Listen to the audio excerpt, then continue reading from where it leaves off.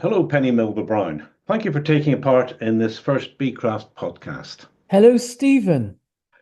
Here at BeeCraft, we were fascinated to hear that as a blind person, you're probably the first person in the British Isles to be elected as chairman of a beekeeping association, that being Fareham and District BKA. Do you know if that's true? I have no idea, and I absolutely hope it's not true because there is no reason why someone with a disability or anything else shouldn't be taking roles on in any association. And as I saw a little bit more hearing about your career, it became less of a surprise to me because you have been quite an achiever through your career. Can you tell us a little bit about that, please? I think less of an achiever and more of a bragger.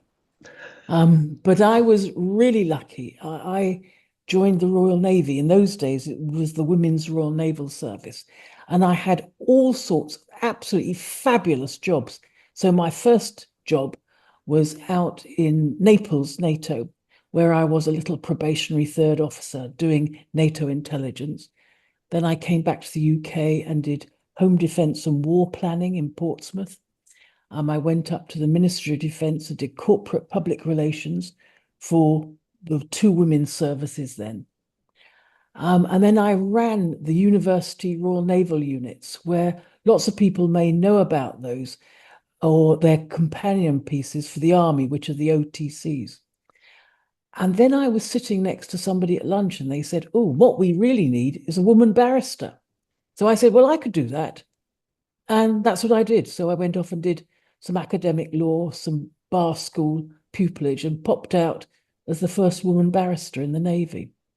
My And word. that went pretty well. And then I started losing my sight, but I managed to keep going. I did a couple more jobs. I got promoted to commander, but that was really as far as they were going to let me go in the Royal Navy. So I gave that up. I was medically discharged and I set up my own business, helping other disabled people get back to work. And I did that for 20 odd years. What was your reaction when you realized you were losing your sight? I wasn't going to be beaten. I was hugely lucky to be in the Navy. They were very good at supporting me. And in those days, I could see a bit. So they gave me screen magnification, which meant I could read documents or I could even read 36-point bold printed documents, which is enormous. But it gave me the confidence to know that just because you can't see doesn't mean you can't, your brain stopped working. So I just carried on. And when I saw how difficult it was going to be to get another job, I was determined that that was going to be where I put my effort in the future in my next career, helping other people. Because I knew I could do it. There was no reason why they couldn't either. And you then went on to win a number of awards for this sort of activity. Is that correct? Yes, but yes, I got an OBE for my services to disabled people, and then I got an honorary doctorate. But I've done quite a lot of public appointments and worked in the voluntary sector as well as running the business. Um, and you can tell I'm not shy in coming forward, can't you? And when did you first become interested in bees and beekeeping? Well, some of it went back to my childhood because my mother kept bees until she developed this hugely allergic reaction. So she had to spend the rest of her life wearing one of those medical alert bracelets, carrying her EpiPen.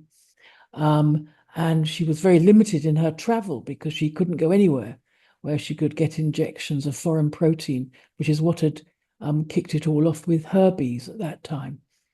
And then years later, I met up with Alan, my husband, now. And he was keeping bees in France where he lived then. And I was over there because I just finished a world cooking tour. And he was fascinated by the bees. And then we had Asian hornets, and we used to get lemonade bottles with proper French wine, which you mix with other delicious condiments that the Asian hornets love, but the bees hate. We'd hang them up from the apple trees in his very large garden to trying to catch the Asian hornets. And were you successful? We were. We were beginners, certainly in those days. And I remember he spent ages one day putting little sticks of bamboo in front of the hive entrance so that the Asian hornets couldn't get in, so the bees could come out. And I suppose, I could be ambitious and say it was a very early version and a non-electric harp, but we were trying different ways of protecting them. We went on to use sort of just a mesh of twigs to give them space to come out so they could disperse, so that the hawking hornets couldn't get right on top of them as they came out of the hive. So you were actually active there in the apiary, helping Alan do this, is that right? I'm fairly careful about being near bees. Um, I don't wear a suit, and I'm quite conscious that I could just walk into a hive and bash it and create havoc. So I keep away from the hives, but I'm quite good at sharpening little bamboo twigs to stuff in the ground, and I'm better at extracting honey. And your cooking experience obviously helped in developing the ingredients to catch the hornet. Oh, of course. Yes, yes, yeah. I'm just a natural.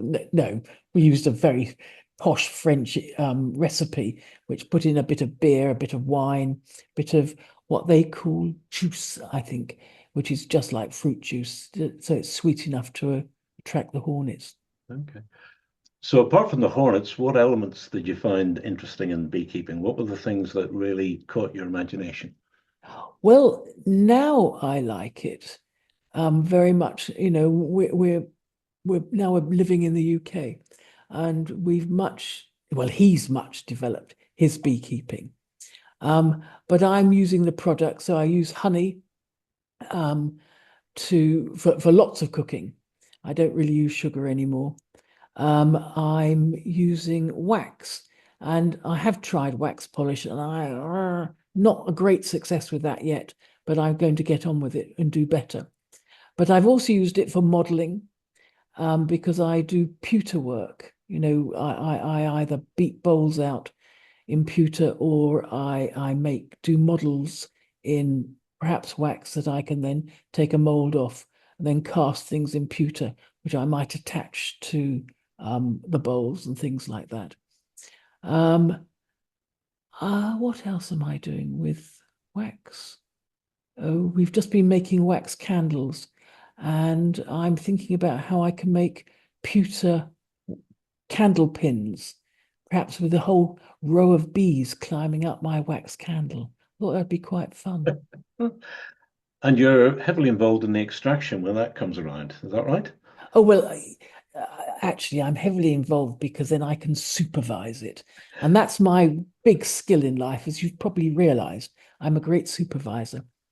And I like to do the extraction, because then I can make sure that all the waste, all those dribbles of honey in the extractor, in the decapping tray, and actually in the filters after all the honey's been removed, I turn it into mead. And then that's my little bonus at the end of it all. So your cooking came first, and then you encounter honey and all the bee products. So Yes. what influence has that had on your cooking? Um, I think what it just I always cook everything from, ordinary plain raw ingredients. So in fact, I'm sitting here in my atrium as we speak, and over there on the work surface is a huge Christmas cake, which I've made with honey and with no sugar. And that is a much better way of doing it. And it makes delicious cakes. I'm going to start thinking about how I can do some preserving with honey. And I think honey has a much more distinct flavor than just using sugar. And you get much more interesting results at the end of it.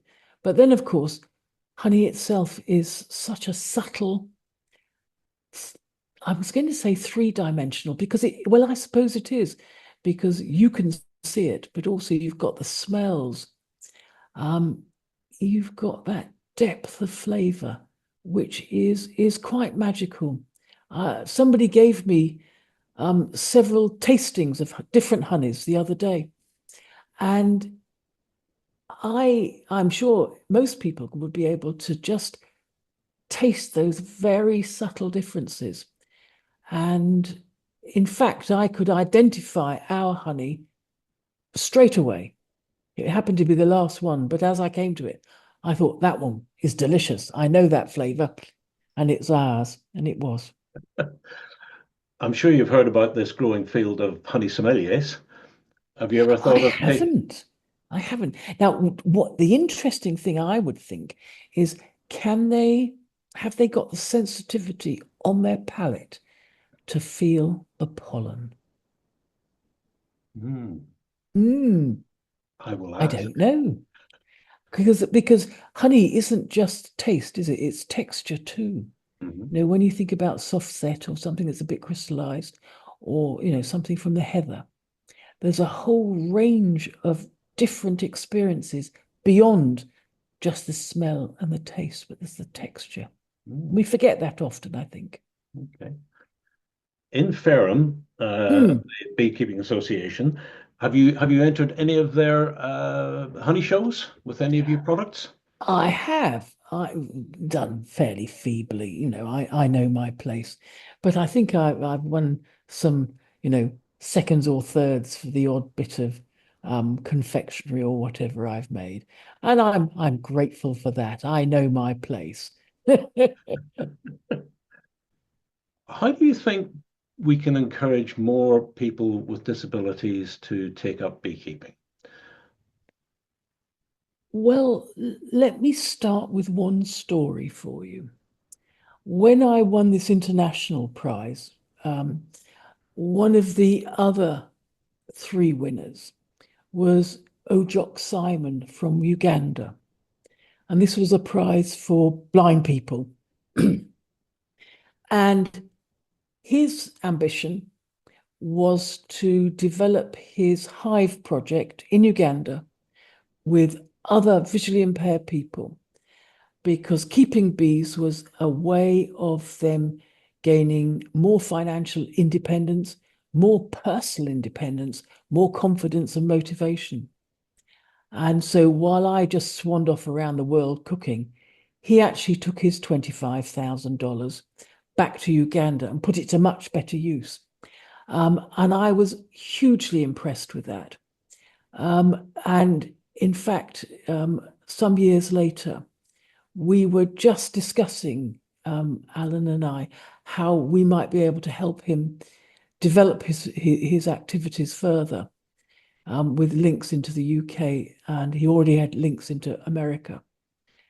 And then the next thing we knew, and literally it was that sudden, he died. And we don't really know what happened to him. So what we've done now is, through Bees Abroad, is twinned with some hives in Uganda. And we're hoping that by putting some money in, we're going to help other people out there learn more about beekeeping. For me, independence, and particularly financial work independence for people with disabilities, is hugely important. And as he proved, and I think most people know, African bees aren't the most friendly in the world. If you can manage those, without much kit, without often bee suits, you can do anything. And when you're blind as well, that's pretty impressive stuff. So here, we're starting to look at how people who are perhaps older or perhaps less strong, or perhaps have some infirmity, how can they actually manage a beehive? How can they lift a super with all those pounds of honey in it and manipulate it? That's not so easy. We have to think we've got an aging population in this country, and perhaps a declining population of beekeepers too. How can we make beekeeping continue for longer in people's lives when they love it and they enjoy their bees? They've got all those skills. We need to nurture them and keep them going. So I'm looking at whether we can design some form of crane or lifting gear that'll work out on grass. So if any of your, listeners have got any ideas, please be in touch, because we'd be so keen to try it out and see if we can develop something that we could then, suggest and show to other people. I can sense this is something that you're going to introduce as in your chairpersonship of Fareham Beekeepers. Is that right? Well, I think with any beekeeping association now, we have to be really conscious of what the future is bringing for us. We've got an aging population, as I said. We've got climate change coming faster than we can believe. We've got the Asian hornet threat. And so if we're going to succeed in keeping this ancient craft going for another 100 years and even longer, we need to have beekeepers who are really well prepared, confident to take on the challenges that are coming. So I've talked about people who are perhaps less able to do it physically, but there are all sorts of ways that we need to strengthen our beekeeping community. And that's an area that I'm really interested in. How do you learn about bees and beekeeping? Is it just through talking to Alan? Oh, well, I go to all the beekeeping meetings, obviously, and I've been doing that for several years now. And Mhm. he's been doing all his modules, the joy of modules. So I help him revise and I quiz him. And we were trying to do the bee biology. So I bought him some different colored plasticines and made him make models of, the venom glands and things like that, so that he could learn those. And for me, I'm a very three-dimensional person. I talked to you about making things in pewter, and I've done lots of ceramics. So I learn things from 3 dimensions, and I was trying to show him that that's a good way of actually coming to grips with how things work together. Mm. And when you're reading up about bees, or do you read up about bees, or is this all coming auditorially to you? Most of it's coming through audio, mainly for him droning on, and various good speakers. There's all the bee conventions and things like that. Um, but I don't know that there are any audio books on bees. I could ask RNIB, I suppose. Um, but I suspect that he gives me enough bee information voluntarily, and probably more than enough voluntarily, and I have the rest of my life to live too.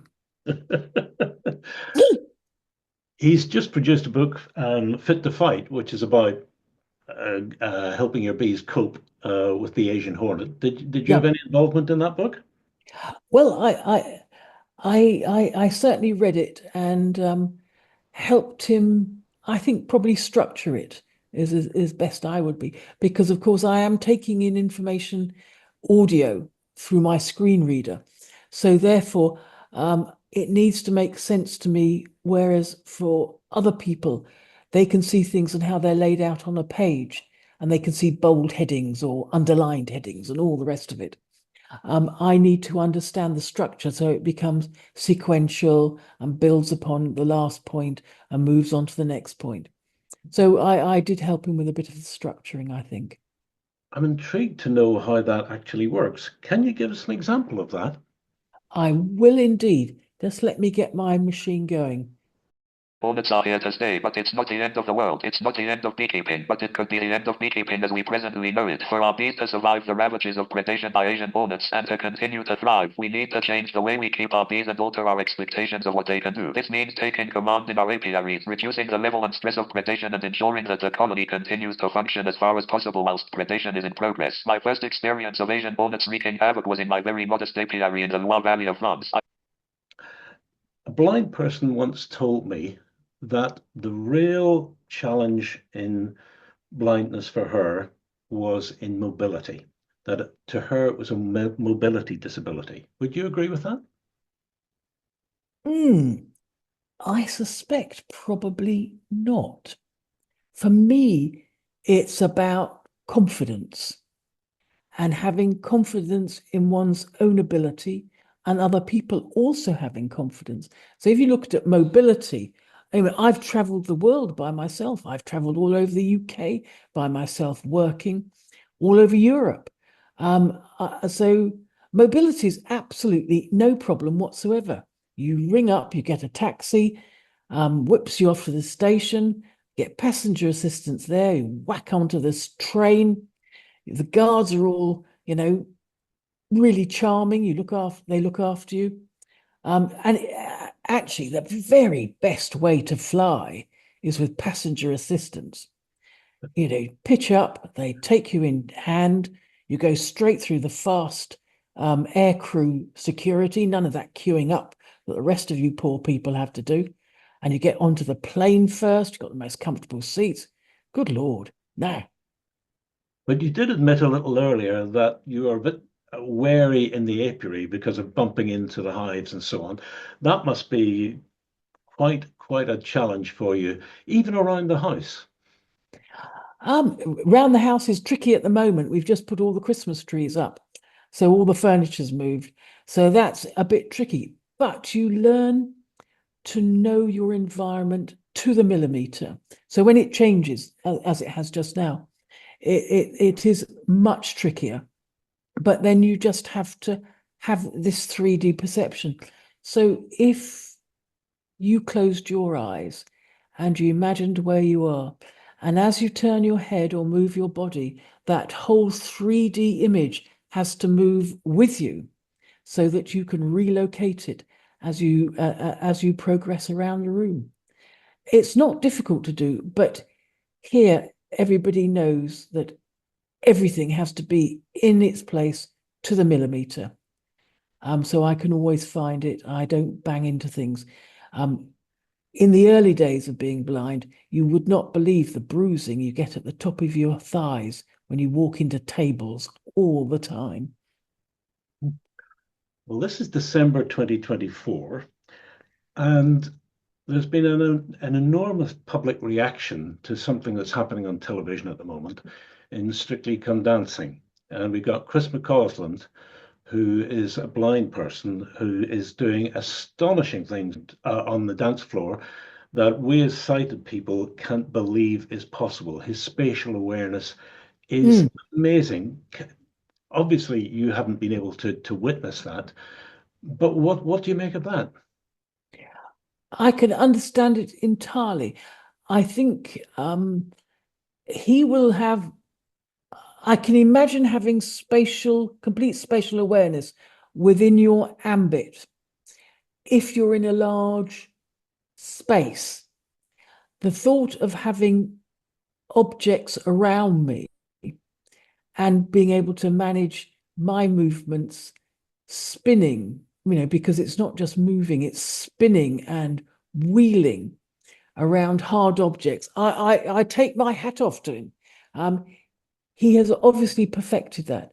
But if you've got a good partner, your partner, again, you're getting a much bigger spatial understanding through what your partner's doing, because you can feel your partner's movement at the same time. So it must be stunning. I envy you being able to watch it. It is an absolute treat. Good. Well, let's hope he wins, because that's what I've been trying to do for the last 25 years, is show other people that just because you're blind doesn't mean you can't do stuff. And actually, we can do it damn well. Well, congratulations once again, Penny, for being Thank you. elected chair of Fareham Beekeepers. Thank you. And we would like very much to keep in touch with you to hear what sort of little innovations and things you're going to do in that position. Oh, no pressure then. Not at all. Thank you very much indeed, Penny. That was a real insight for those of us who are sighted anyway. Thank you. Thank you, Stephen.